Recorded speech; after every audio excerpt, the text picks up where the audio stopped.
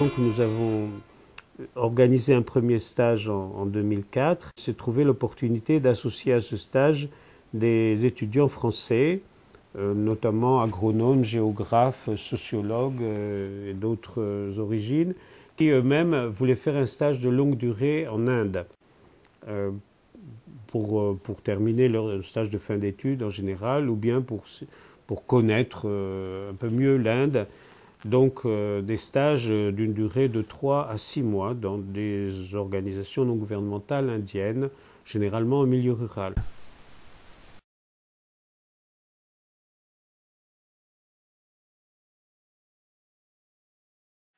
C'est ma première expérience à l'étranger, donc, c'est peut-être pas le pays le plus facile d'entrée, mais c'est pour ça, c'est un petit peu, ça rend la chose un peu plus intéressante aussi. Voilà, quelques petites inquiétudes, mais là, après la rencontre avec l'association, ça a déjà dissipé quelques craintes. Alors dans quel état d'esprit je me trouve avant le départ?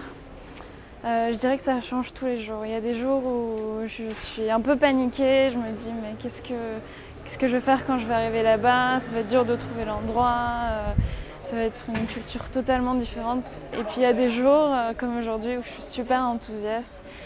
Excitation, bonheur et voilà, j'ai hâte de découvrir ce pays dont je connais déjà quelques personnes et voilà, je le prends comme un...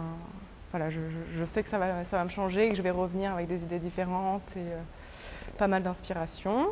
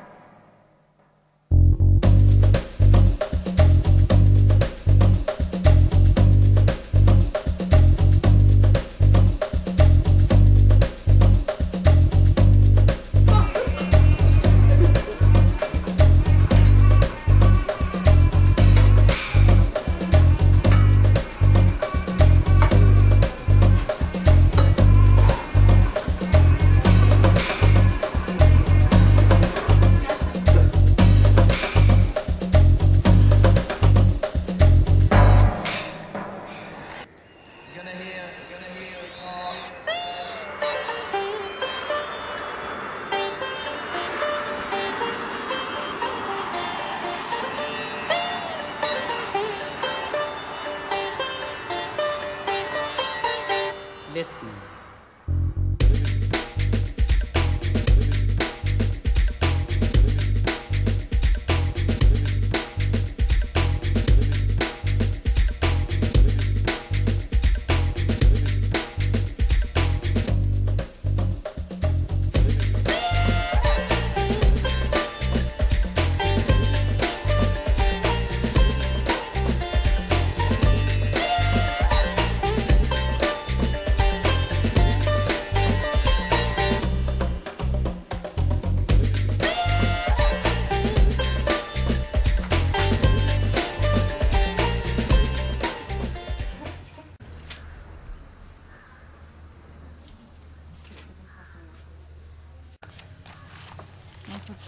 Présentation des Adivasi. De la tribu, enfin, les paliers. Ouais, on fait ça. Après, on peut présenter le travail d'Arudex. Raja. Et puis après, on explique le projet d'un mois, les 6 villages, on explique les 3 types de villages. Et puis après, on garde deux ou 3 histoires, genre celle du chef du village. Ouais. Et puis sinon, on tire les conclusions de Village par l'entretien, village par village. Ouais, C'était intéressant parce que ça nous a permis de voir un petit peu la réalité du terrain, comment lancer un projet et ce que ça implique aussi comme difficulté. Et le deuxième projet, c'était